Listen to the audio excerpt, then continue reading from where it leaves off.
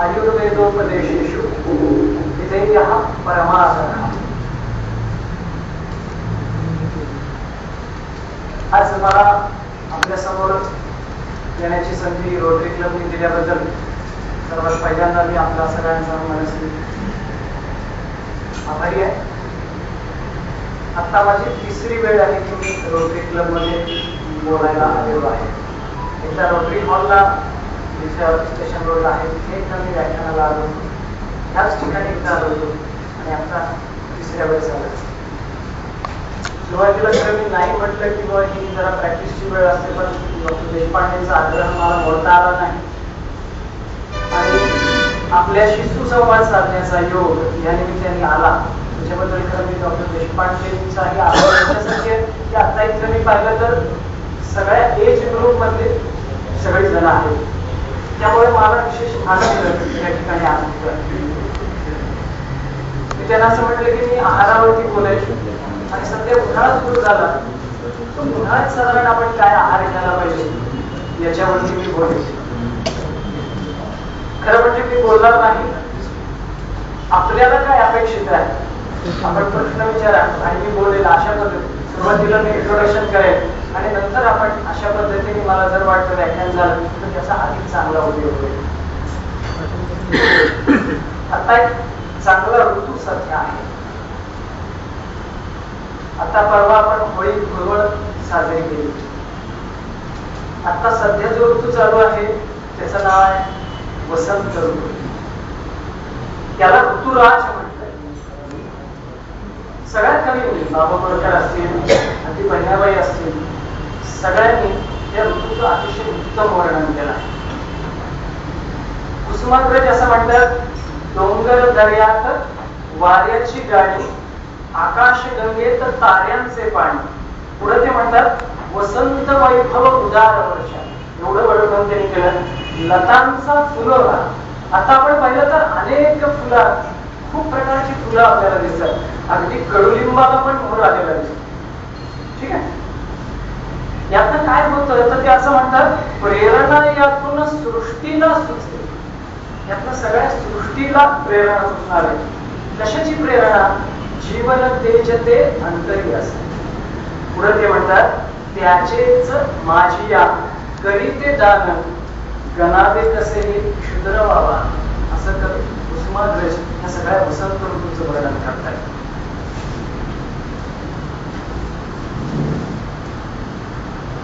राजा मंगळवेळेकर हेही आपल्याला माहिती आहे, त्यांनाही ह्या वसंताचा मोह झाला. ते असं म्हणतात पळस फुलारून लाल जाहले डुलती वाऱ्यास. आता आपण थोडस शहराच्या जर बाहेर गेलो तर आपल्या लक्षात येईल की सगळी पानगळ झाली आहे आणि जंगलामध्ये कुठेतरी लाल झाड, लाल फुलं असते. उदाहरणार्थ पळस आहे, उदाहरणार्थ काटेसावर आहे, उदाहरणार्थ पांगार आहे. अशी सगळी लाल रंगाची अगदी कमळासहित ही चांगल्या पद्धतीने फुललेली फुलं आहेत. पुढे ते म्हणतात वधू वसुंधरा नटली असं त्यांनी वर्णन केलंय. वरण्या वसंत काल. ही वसुंधरा ते म्हणतात की वरण्या वसंत काल ही नटली त्या. एवढं छान वर्णन केलं. मग अशा ह्या वसंतामध्ये नेमका आम्ही आहार काय घ्यायला पाहिजे? नेमकं काय घेतलं म्हणजे हा वसंत आमचा चांगला जाणार आहे. आणि अजून गंमत अशी आहे यातली की ह्यातल्या वसंताच्या पुढे नेमका तो येणारे ग्रीष्मकाळ, याचा अर्थ खरा उन्हा. आता आपण वर्ष जर डोळ्यासमोर घेतलं तर लक्षात असं येतं की आपल्याकडे साधारणतः 3 ऋतू असतात. एक पावसाळा आहे, एक हिवाळा आहे आणि एक उन्हाळा आहे. दुर्दैवाने असं झालं की आम्ही सगळ्यांनीच निसर्गाकडे दुर्लक्ष केलं, निसर्गावरती आक्रमण केलं, निसर्गाशी स्पर्धा केली. त्याच्यामुळे काय झालं की ह्या ऋतुचक्र ज्याला काय म्हणतात याच्यामध्ये अंतर पडायला लागलं. आता बघा तुम्ही की पावसाळा आपल्याकडे दिवाळीपर्यंत चालला. हिवाळा हा फार मिळाला नाही, लगेच उन्हाळा सुरुवात झाला. हिवाळा मिळालाच नाही आणि उन्हाळा भरपूर असणार आहे. सुरुवातीला असं असायचं की फक्त ग्रीष्म म्हणजे 2 महिने 2.5 महिने एवढा उन्हाळा. पण आता परिस्थिती अशी आहे की आता मार्च पासून पुढे साधारणतः जून एंड पर्यंत एवढा उन्हाळा. मागचा नेमका एवढा जर मोठा उन्हाळा असेल तर या सगळ्या उन्हाळ्यामध्ये नेमका आम्ही काय करायला पाहिजे, काय करायला नाही पाहिजे. पहिलं एक चांगलं उदाहरण देतो. आता आमचा चांगला एक समज असा असतो, आता खूप जण जी माझ्याकडे येतात त्या समजतात, डॉक्टर आपला जरा उन्हाळा सुरू झालाय, उन्हाळ्यात दही थंड असतं म्हणून मी आत्ताच सुरू केलंय. पेशंटची कंप्लेंट काय असते की नाही माझं तोंड यायला लागलंय, हाताची आग होते आहे, डोळ्याची आग होते, जळजळ होते आणि पेशंट सांगतोय दही मी खायला सुरुवात केली. आता मला मी पण आता इथं अनेक जणांना विचारलं तर अनेक जण सुद्धा सांगतील की हो उन्हाळा झाला की आम्ही दही खायला सुरुवात करतो. माझं म्हणणं बरोबर आहे की दही हे थंड असतं. किती जणांना माहिती आहे? हा बरोबर आहे ना की आपण उन्हाळा सुरू झाला की दही खावं. लक्षात ठेवायला हरकत नाही, उन्हाळा सोडून दही खायचं असतं. आपला नेमका गैरसमज असतो. दही हे अतिशय गरम असणारी, म्हणजे गरम म्हणजे नेमकं काय हो आणि थंड म्हणजे नेमकं काय हो. उदाहरण दुसरं सांगतो की आता उन्हाळा सुरू झाला, बाहेर आपण आलो, कसंही व्हायला लागला, हातापायाची डोळ्याची आग जळजळ व्हायला लागली. पटकन काकडीचे काप केले, डोळ्यावरती ठेवले, तळ हातावर ठेवले, तळ पायावरती ठेवले, अगदी पोटावरती पण ठेवले आणि 2, 4, 5 कापा खाल्ल्या काकडीच्या. काय वाटतं? हा आता मला जरा बरं वाटतंय. ठीक आहे, ज्याला आपण कुलिंग सुदिंग इफेक्ट ज्याला आपण म्हणू, अशा प्रकारचा इफेक्ट. पण ह्याच दिवसात जर मी तुम्हाला असं सांगितलं की बा दही खा, दह्यासोबत सुंठ खा किंवा मिरे खा किंवा तिखट खा किंवा काळा मसाला खा, काय परिस्थिती असेल? तोंडाची आग होईल. ज्या ज्या ठिकाणावरनं शक्य आहे त्या त्या ठिकाणावरनं रक्त बाहेर पडेल. त्याला नाव दिलं गरम. एक थंड आहे, एक गरम आहे. मग अशा ज्या काही वस्तू आहे, आता हा उन्हाळा आहे, उन्हाळा येतो आहे, आपल्याला काय करायला लागेल? थंड वस्तूंचं सेवन करणं आवश्यक आहे. आणि यांच्या नेमकं विरुद्ध गरम वस्तू कमी करायला लागतात. मग आता आपण उदाहरण जर घेतलं तर लक्षात असं येतं आपल्याला की आपण निसर्गाकडे जर पाहत चाललं तर यात कुठेही गफलत होत नाही. पण आपण निसर्गाच्या विरुद्ध, आता परिस्थिती काय? कोल्ड स्टोरेज आपल्याकडे आलेलं आहे. आपण वर्षातनं 12ही महिने आंब्याच्या कैऱ्या खाऊ शकतो. अगदी डिसेंबर मध्ये पण आंबा खाऊ शकतो, बरोबर. उन्हाळ्यात सुद्धा तो जो खायचा आहे, पण तो आम्ही डिसेंबर मध्ये सुद्धा आंब्याचा रस खाणारे मंडळी. निसर्गाने निर्मितीच अशी केली आहे की जी त्या त्या वेळेस केली आहे. सॅलेड पासून आपण सुरुवात करू. आहार म्हणलं की सॅलेड आपल्या सगळ्यांना परिचयाचा आहे, अत्यावश्यक भाग आहे आहाराचा. मग आपण सॅलेड पासून सुरुवात करूया की उन्हाळ्यात काय सॅलेड घ्यायला पाहिजे आणि काय टाळायला पाहिजे. सॅलेड मध्ये आपण सहसा कांदा, गाजर, बीट, काकडी एवढ्या गोष्टी आपण घेतो. ठीक आहे, यातला कांदा, काकडी, बीट या तीनही गोष्टी आता उन्हाळ्यामध्ये चालणाऱ्या नक्की आहेत. जी चालणारी गोष्ट नाही ती आहे गाजर. गाजर केव्हा घ्यायचंय? हिवाळ्यामध्ये गाजर घ्यायचं, त्याला अजिबात हरकत नाही. मग आता काकडी बऱ्यापैकी प्रमाण ठेवा, कांदा बऱ्यापैकी प्रमाण ठेवा, बीट चांगल्यापैकी प्रमाण ठेवा, टोमॅटो आवश्यकता असतील याचंही प्रमाण ठेवा.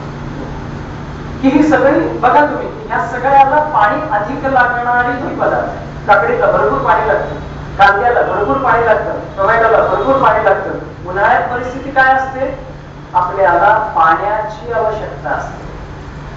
कसा कोरडा पडतोय, हातापायाची डोळ्याची आग जळजळ होते, थकल्यासारखं वाटतंय, सरबत घेतलं की बरं वाटतंय, पाणी पोटात गेलं की बरं वाटतंय. मग ते लिंबाचं सरबत असेल किंवा एखादा ज्यूस असेल ते घेतलं की बरं वाटतं. म्हणून साधारणतः सॅलड मध्ये अशा प्रकारे कांदा, काकडी ह्याचा उपयोग वाढवा. त्या मानाने मुळा, गाजर याचा उपयोग कमी करायला पाहिजे. पहिली गोष्ट आहाराच्या बाबतीत जो बदल करायचा आहे. आहाराच्या बाबतीतला दुसरा बदल आम्हाला करायला लागणार आहे असं करायला लागणार आहे की उन्हाळा म्हटलं की मी म्हटलं तसं की घाम भरपूर येतोय. शरीराची पाण्याची रिक्वायरमेंट एरवी बघा, आपण एरवी आणि उन्हाळ्यामध्ये आपली पाण्याची रिक्वायरमेंट ही उन्हाळ्यात जास्त आहे. दिवसभर आपण जे नेहमी पाणी पितो आणि उन्हाळ्यात पितो याच्यामध्ये फरक आहे. भरपूर पाणी आपल्याला उन्हाळ्यात लागतं. त्याच्यामुळं या दिवसामध्ये जेवढा लिक्विड आहार आपल्याला घेता येईल, लिक्विड आहार करता येईल, त्याच्याकडे आपलं अधिक लक्ष पाहिजे. मग लिक्विड आहार म्हणजे नेमकं काय? तर त्याचं उदाहरण आहे सरबत. सरबत आपल्याला घ्यायला हरकत नाही. मग आता सरबत कशा कशाच आपल्याला येते? उन्हाळ्यामध्ये आपण पाहतो की लिंबू सरबत हे आपल्याकडे घेण्याची नेहमीची प्रथा आहे. मला माहित नाही तुमच्याकडे किती आठवत आहे बघा. पूर्वी ग्रामीण भागामध्ये परिस्थिती असायची की उन्हाळ्यात कोणीही घरी आल्याबरोबर पहिल्यांदा एका तबकामध्ये ग्लासभर पाणी, त्यात गुळाचा खडा टाकलेला असायचा. गुळाचा खडा टाकलेलं पाणी हे अतिशय उन्हाळ्यासाठी उत्तम आहे.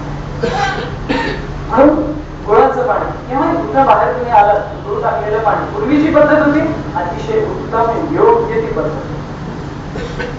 म्हणून अशा पद्धतीने सरबतामध्ये एक प्रकार त्यातला आपण घेऊ शकतो.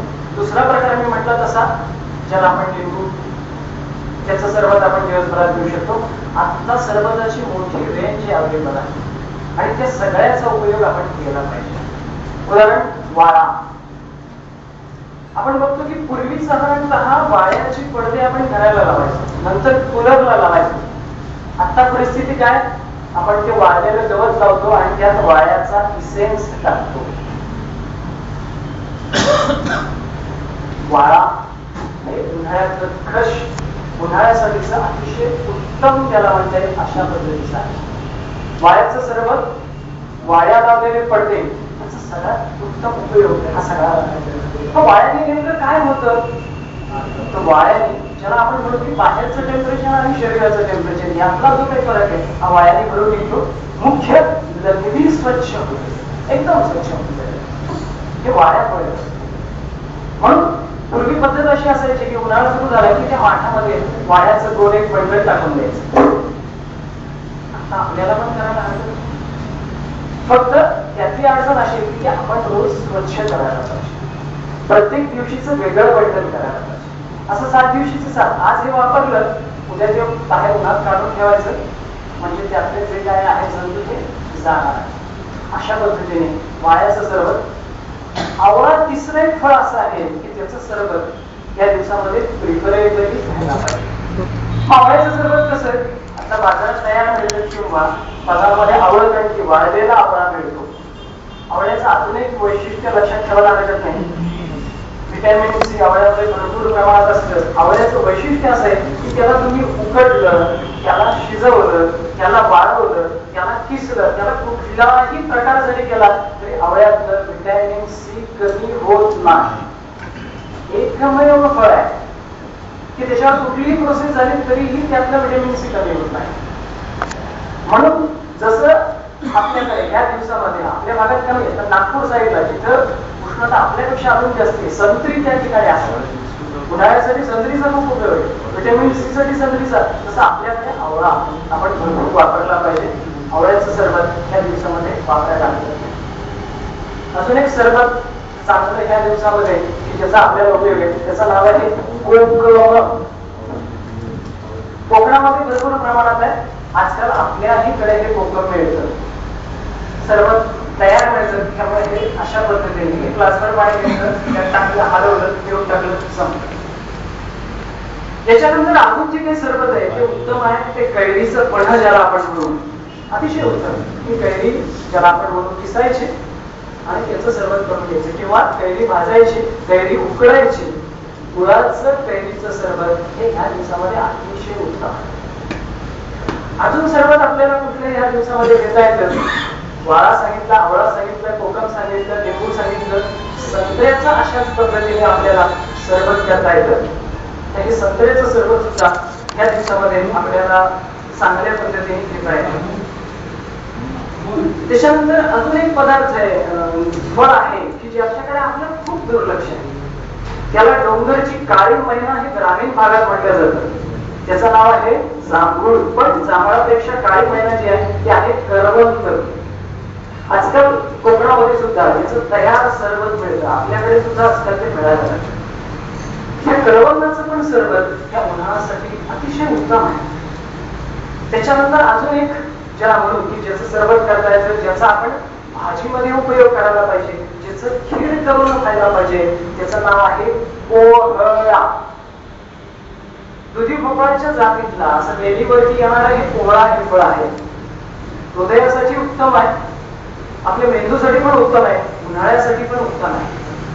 पूर्वी साधारणतः यज्ञामध्ये हवन करायला ज्या ठिकाणी साधारणतः मांसाहार चालत नाही त्या ठिकाणी हा कोहळा बली द्यायची प्रथा विशेषतः नवरात्रामध्ये वापरल्या जातो. आणि गडबड अशी आहे की हे दान म्हणून जे पुरोहित येतात त्यांना आपण दान म्हणून देतात. दुर्दैवाने हे फळ अतिशय महत्वाचं आहे.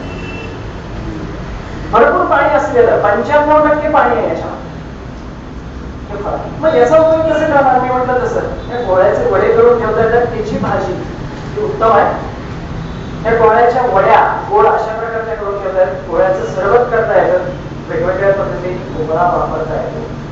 जसं काकडीचे काप मी सांगितले त्याच पद्धतीने कोहळा सुद्धा किसायचा आणि हा किसलेला कोहळा तळ हात तळ पाय याला जर तुम्ही रात्री लावला शांत झोप घ्या, अतिशय उत्तम आहे. त्याचं सरबत पण छान होतं. अजून आहे बेलाचं सरबत, हे सुद्धा तयार आहे. तुम्ही साधारणतः उत्तर प्रदेशात जर गेला तर ह्या दिवसामध्ये अगदी माठामध्ये हातगाडीवरती हे बेलाचं सरबत तयार आहे. आपल्याकडे अजून ते मिळत नाही, पण आपण ते तयार करू शकतो. जे आता या ठिकाणी अत्तरवाले आहेत सिटी चौकात त्यांच्याकडे हे बेलाचं सरबत तयार आहे. तर अशा पद्धतीने 1, 2, 3, 4, 5, 7, 8, 9, 10 अशी अनेक प्रकारची सरबत आपण उन्हाळ्यामध्ये नक्की वापरायला पाहिजे. आहार म्हणून दिवसभरात किमान 10 वेळेस. प्रश्न आता तुमच्याकडून मला अपेक्षित आहे की गाव सरबत जर आहे, साखर आहे, मला शुगर आहे, मी काय करायचं? सरबत घेतलं सारखं तर माझी शुगर कुठल्या कुठं जाणार आहे? उत्तर त्याच्यावरच असं आहे, आवळगंडी पाण्यात भिजवा, चिमूटभर मीठ टाका आणि ते आवळ्याचं पाणी नुसतं हे घ्या. याचा उत्तम उन्हाळ्यासाठी चांगला उपयोग आहे. वाळा असाच पाण्यात भिजवा आणि ते नुसतं पाणी घ्या, त्याचा उत्तम उपयोग आहे. धने ज्याला आपण कोथिंबीर म्हणतो ती सुद्धा उन्हाळ्यामध्ये अतिशय उत्तम आहे. हे धने पाण्यात भिजवा, तासभर भिजवा, कुस्करत आणि ते पाणी घ्या, त्याचा उत्तम उपयोग आहे. डायबिटीस ज्यांना आहे त्यांनी अशा पद्धतीने अजून एक चांगला प्रकार, मी आता परवा एक लेख लिहिला होता तो, आता जसं होळी आहे, पूर्वी होळीला किंवा धुळवडीला पळसाच्या फुलाचा रंग करायचा. जी पळसाची फुलं आहेत ती आणायची, ठेचायची, पाण्यात टाकली की छान त्याचा शेंद्री रंग तयार होतो. ही पळसाची फुलं केवळ उन्हाळ्यासाठीच आहे. पूर्ण उन्हाळ्यामध्ये 1-2 पाकळ्या पळसाच्या एक साधारणतः ग्लासभर पाण्यात जर आपण टाकल्या, तासभर ठेवायचं, कुस्करायचं, गाळून घ्यायचं आणि ते पाणी द्यायचं. थकवा येत नाही, उष्णता कमी होते, लघवी स्वच्छ होते. आपली डायबिटीस मध्ये पण वारंवार लघवीला जायला लागत असेल तर तेही प्रमाण या पळसाच्या फुलांनी कमी होतं. अशा पद्धतीने ज्याला आपण म्हणतो की द्रव पातळ हे आपण घेतलं पाहिजे. दुसरा द्रव प्रकार घेण्याचा उन्हाळ्यामध्ये तो आहे खीर हा प्रकार. बघा उन्हाळ्या म्हटलं की थोडस आता अजून 1 महिना जाऊ देत, पूर्वी ग्रामीण भागामध्ये गहू नवीन यायचे आणि एक गहू याच्या 2 गोष्टी करायचे, एक गव्हाच्या शेवया आणि गव्हाच्या कुरडया. हे दोन्ही पदार्थ अतिशय उत्तम उन्हाळ्यासाठी आहे. हे गव्हाचं सत्व या सगळ्या कुरड्यामध्ये येतं बघा. आणि वर्षभर आपण कुरड्या खात नाही, उन्हाळ्यात खातो. आणि ते कशासोबत खातो? आंब्याच्या रसासोबत. आंब्याचा रस जिथं भरपूर खाल्ला त्याच वेळेस पानामध्ये दुसरीकडे कुरड्या असतात. कुरड्या आपण तळतो, तळल्याबरोबर त्याचा आकार मोठा होतो. हे उत्तम ऍब्सॉर्बंट आहे. की आंबा तसा पचायला जड आहे, पण तो त्रास आपल्याला देऊ नये म्हणून त्याला बॅलन्स करण्यासाठी कुरड्या आहे. म्हणून ज्या वेळेस आंब्याचा रस खाल्ला त्या वेळेस कुरडई खाल्लीच पाहिजे. ज्यांना हाडांचा विशेष त्रास आहे, हाड दुखत आहेत, सांधे खंडत आहेत, हाड ठिसूळ झाली, कुरडया हे त्याच्यावरचं अतिशय उत्तम औषध आहे. गव्हाचं सत्व काढून कुरडई केली जाते, म्हणून कुरडई उन्हाळ्यामध्ये रसासोबत खाल्ली पाहिजे. मी म्हटलं गव्हाची खीर ती पण ह्या दिवसात खायला पाहिजे. शेवया हा उन्हाळ्यातला अजून एक उत्तम प्रकार आहे की आपल्याला ब्रेकफास्ट करायचा. काय करायचं? शेवयाची खिचडी तयार करा छानपैकी आणि त्याचा ब्रेकफास्ट करा. उन्हाळ्यामध्ये अजून चांगला ब्रेकफास्ट कुठला? तो आहे पूर्वी सातूचं पीठ वापरायचं. गहू, तांदूळ, डाळ असं सगळं एकत्र असलेलं. ज्यांना डायबिटीस आहे त्यांनी केवळ पाण्यामध्ये कालवून घ्या. ज्यांना डायबिटीस नाही, गुळाचं पाणी करायचं, सातूचं पीठ टाकायचं, चिमूटभर मीठ टाकायचं आणि ते घ्यायचं. अतिशय उत्तम ब्रेकफास्ट. अशा पद्धतीने जर आपण खीर, ह्या पण वेगवेगळ्या आहेत. दुधी भोपळ्याची खीर चांगली होते, काशीफळाची खीर चांगली होते. ह्या खिरींचं प्रमाण उन्हाळ्यात वाढवायला हरकत नाही. मग ती वरण भात भाजी पोळी सगळं आपल्याकडे आसपास ते आपण घेतो, पण वैशिष्ट्याने काय घ्यायला पाहिजे हे सांगितलं. अजून एक शेवटचा प्रकार की ज्याच्याशिवाय उन्हाळा संपत नाही, तो फळांचा राजा आंबा, की उन्हाळ्यामध्ये भरपूर वापरायला हरकत नाही. किती की वर्षभराची एनर्जी आपण स्टोअर उन्हाळ्यात करून घेऊ शकतो एवढा. डायबिटीस असला तर नाही वापरता नाही येणार, पण ज्यांना डायबिटीस नाही त्यांना घ्यायला काय अडचण. फक्त आंबा मी म्हटलं तसं पचायला जड आहे.